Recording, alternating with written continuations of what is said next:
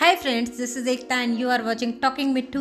और अगर आप इंडिया के किसी सी साइड वाली जगह पर जाने की प्लानिंग कर रहे हैं, जैसे कि गोवा, केरला, अंडमान, मुंबई, ऐसी अगर किसी सी साइड वाली समुद्र के किनारे वाली जगह पर जाने की प्लानिंग कर रहे हैं तो आज का वीडियो आपके लिए बहुत ज़्यादा हेल्पफुल होने वाला है, क्योंकि मैं तैयारी कर रही हूँ गोवा जाने की। तो देख लेते हैं क्या क्या पैकिंग करनी है, कैसे पैकिंग करनी है गोवा जाने के पहले।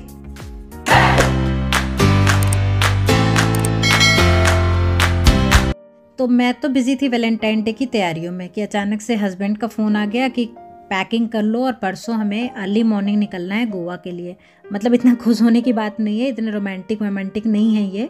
लेकिन क्या हुआ कि कल ना थोड़ा सा मैंने उनको सुना दिया था कि 1 साल हो गया पूरा लॉकडाउन में घर में पकी जा रही हूँ मैं, कहीं तो यार घुमाने बाहर लेके चलो।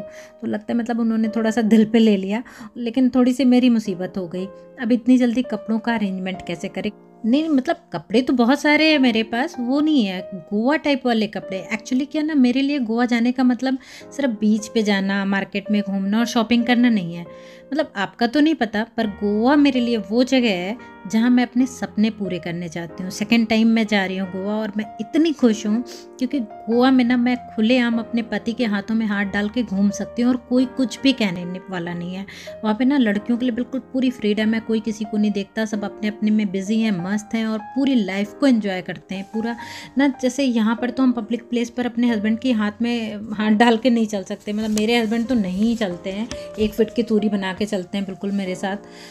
उनके साथ मैं कैंडल लाइट डिनर पर जा सकती हूँ, वहाँ पर बीच पर हीरोइन वाले पोजेस में पिक्स खिंचवा सकती हूँ, डिस्को में जा सकती हूँ। मतलब इन सब के लिए ना perfect packing, pre planned packing होनी चाहिए। अगर आप ये सोच रहे हैं कि आप वहाँ जाएंगे, वहाँ तो सब कुछ मिलता है और आप वहाँ पर ही इस टाइप की परचेजिंग कर लेंगे और उसके बाद वहाँ पे पहन लेंगे, तो 100% जान लीजिए कि आपको वहाँ जा कर के आपका मूड ख़राब ही होना है। क्योंकि एक बार बताइए, आप वहाँ तो घूमने जा रहे हैं ना, शॉपिंग करने तो जा नहीं रहे हैं।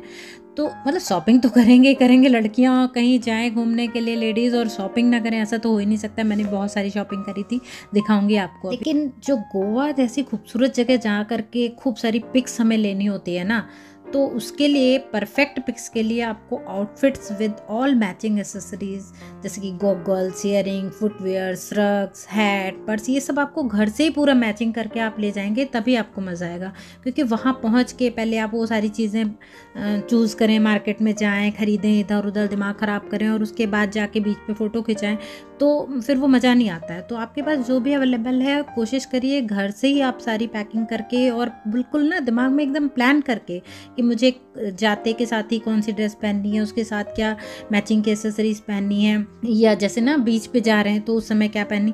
अच्छा, बीच पे जब आप जाएंगे तो आपको एक्चुअली 2 टाइप की ड्रेस चाहिए होती हैं। एक तो जिसमें आपको केवल एफबी पे अपडेट करने के लिए और बाकी जगह अपने इंस्टाग्राम वगैरह पे शेयर करने के लिए पिक्स खिंचवानी है, उसके लिए आपके लिए होनी चाहिए अलग ड्रेस। और जब आप पानी के अंदर जाते हैं तो उसके लिए होनी चाहिए अलग। मैं बताती हूँ क्यों। एक्चुअली क्या होता है ना कि वहाँ पे पानी इतना सॉल्टी है कि आप अगर अपनी अच्छी ड्रेसेस पहन के, जैसे कोई फ्रिल वाली ड्रेस या शॉर्ट्स जिसमें कि आपके बहुत सारे पॉकेट्स हैं, ऐसी कोई ड्रेस पहन के अगर आप पानी के अंदर चले गए तो पहले तो वो ख़राब हो जानी है, सॉल्टी वाटर है और वैसे भी वो मतलब फिर काफ़ी उसमें डलनेस आ जाती है। दूसरी बात ये होती है कि ना उसमें इतनी रेत भर जाती है कि जब आप घर लौट के मीन्स होटल जब आप लौट के आते हैं ना, तो उसका आपका इतना सारा टाइम वेस्ट चला जाता है उसकी रेत निकालने के लिए। तो जो आपको पानी के अंदर पहन के जाना है वो आपके आउटफिट्स ऐसे होने चाहिए जिसमें पॉकेट्स बिल्कुल ना हो, फ्रिल्स कम से कम हो और मतलब ना ऐसा प्लेन हो जिसमें ना बालू भरने की जगह ना हो, ताकि आप जाएं होटल और बस एक बार पानी से खंगाल के आप कपड़े अपने सूखने के लिए डाल दें और आपका टाइम फिर इसमें वेस्ट नहीं होगा। दूसरा ये है कि जो आप बीच के ऊपर पिक्स खिंचवाते हैं बीच के आसपास पे, उसमें आप अर्ली मॉर्निंग के टाइम पर जाएं अगर तो बेस्ट। मतलब जैसे मैं क्या करती हूँ, मैं तो सुबह उठने के बाद में सबसे पहले सनराइज़ के टाइम पर ही हम लोग बीच पे चले जाते हैं, बिल्कुल अच्छे से तैयार व्यार होकर टिप टॉप, क्योंकि उस टाइम सबसे बढ़िया पिक्स आती है वहाँ पर।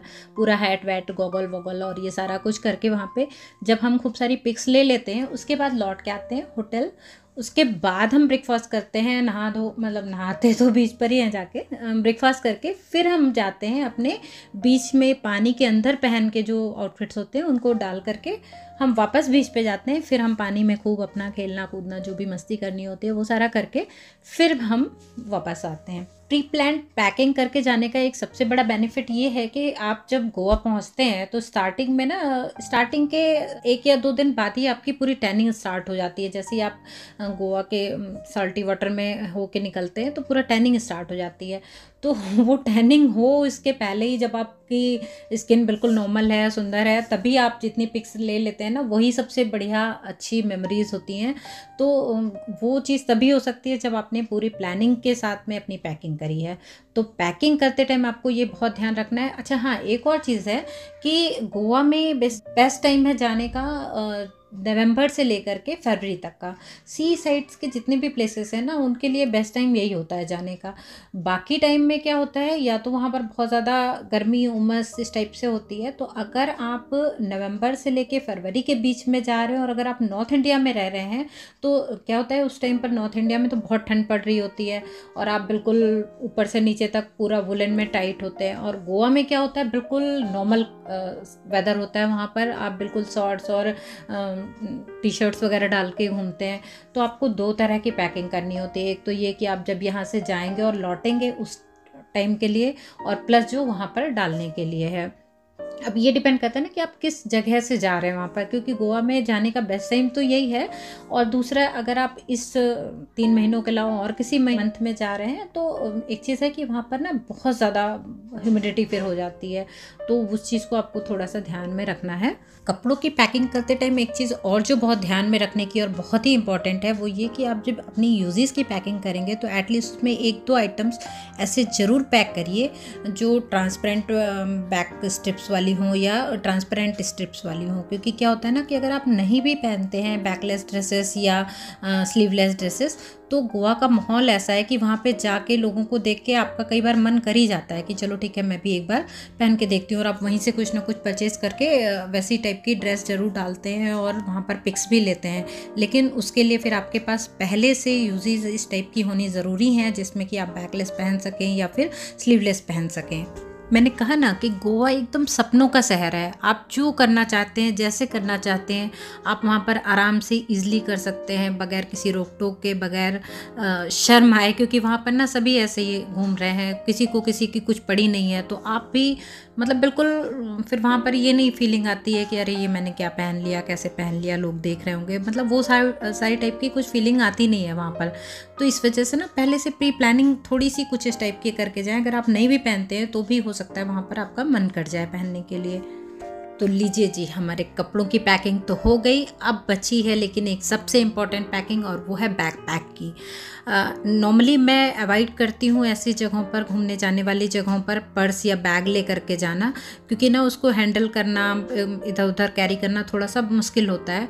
तो मैं इस टाइप के बैकपैक्स यूज़ करती हूँ जो कि बहुत ईज़िली आप उनको कैरी कर सकते हैं, और प्लस ज़रूरत की सारी चीज़ें आप इसमें एक साथ रख सकते हैं।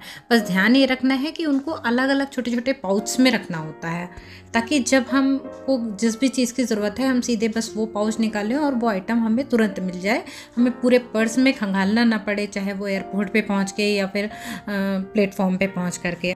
अगर आप बाई एयर जा रहे हैं तो इस टाइप की जो लिक्विड वाली चीज़ें होती हैं, जैसे कि सनस्क्रीन, मॉइस्चराइज़र, शैम्पू, इन टाइप की चीज़ों को पॉलीथीन के अंदर अच्छे से पैक करके डबल ट्रिपल और फिर ही आपको बैग में रखना है। क्योंकि क्या होता है, जैसे ही प्लेन उड़ता है तो एयर प्रेशर के डिफरेंस के कारण ये चीज़ें लीक करने लग जाती हैं और पूरी तरह से ये बैग में फैल जाती हैं। मैं तो इन चीज़ों को अपने बैकपैक में ही रखना पसंद करती हूँ। आप चाहे तो इन्हें अपने क्लॉथ्स के साथ अपने सूटकेस या अटैची में भी रख सकते हैं, मैं बस इसमें रखती हूँ। उसके बाद जो सबसे इम्पॉर्टेंट चीज़ है वो है डॉक्यूमेंट्स। तो आपको अगर बाय एयर जाना है तो टिकट्स, आपका आधार कार्ड और आपका पैन कार्ड, जो भी आपकी आइडेंटिटी कार्ड और आपका जो टिकट्स वगैरह हैं, उनको एक अलग पाउच में करके आपको इस बैकपैक में ही रखना है, क्योंकि वो आपको बार बार ज़रूरत पड़ती रहेगी। और आपने सूटकेस में अगर एक बार पैक कर दिया तो बड़ी प्रॉब्लम होती है। इस तरह से आपको मास्क, हैंकी, ये सारी एक चीज़ें एक अलग पाउच में रखना है, क्योंकि जब भी आपको ज़रूरत पड़े आप तुरंत ईजिली उसको फाइंड आउट कर सकें। और जो सबसे इम्पॉर्टेंट चीज़ है बाय एयर जाने के लिए वो ये है कि ये जो इस टाइप के इलेक्ट्रॉनिक गैजेट्स होते हैं, मतलब कि बैटरी चार्जर, बैटरी बैंक, आपका मोबाइल चार्जर या ईयरबड्स, इस टाइप की जितनी भी चीज़ें हैं उनको आपको अपने बैकपैक में ही रखना है। अगर आपने इनको अपने सूटकेस में रखा तो आपको अलाउड नहीं होगा उसको सूटकेस के अंदर रख के ले जाना, और आपको जगह जगह चेकिंग के लिए बार बार सूटकेस को खोलना पड़ेगा। तो इसलिए उनको बैकपैक्स में ही रखते हैं, सो दैट जहाँ पर उसकी चेकिंग हो तो आप इजीली उसको निकाल के चेक करा सकें। अपने बैकपैक में इस तरह का वॉलेट रखने के साथ साथ एक आध लिपस्टिक, क्रीम वगैरह रखना, ये सब भी मैं प्रेफर करती हूँ। और अगर आप इस टाइम पर जा रहे हैं तो सैनिटाइज़र रखना तो कंपलसरी है, और उसको इस तरह से रखना है कि आपको हर जगह वो आप ईज़िली निकाल सकें। नॉर्मली हम मेकअप का तो बहुत सारा सामान रख लेते हैं, लेकिन उसको रिमूव करने के लिए क्लीजिंग मिल्क या इस टाइप के आइटम रखना भूल जाते हैं, तो वो ज़रूर ध्यान से रख लेना है। और ये सारे आइटम्स मैं अपने बैकपैक में ही रखना पसंद करती हूँ, ताकि जहाँ पर जैसे जब भी ज़रूरत पड़े। गॉगल्स भी मैं अपने बैकपैक्स में ही रखती हूँ। एक कॉम ज़रूर होना चाहिए, ताकि जब भी आपको कहीं कुछ लगे तो वॉशरूम में जाके थोड़ा सा आप अपना मेकओवर कर सकें। तो लीजिए जी, हमारी सारी पैकिंग्स हो चुकी हैं और अब हमारी टैक्सी भी आ चुकी है। सुबह के 5 बज रहे हैं। मिट्ठू इतनी एक्साइटेड सुबह के 5 बजे, और मतलब एक्साइटेड तो हम सारे ही लोग हैं।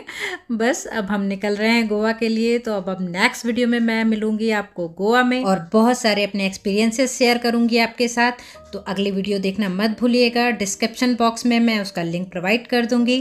Till then, bye bye.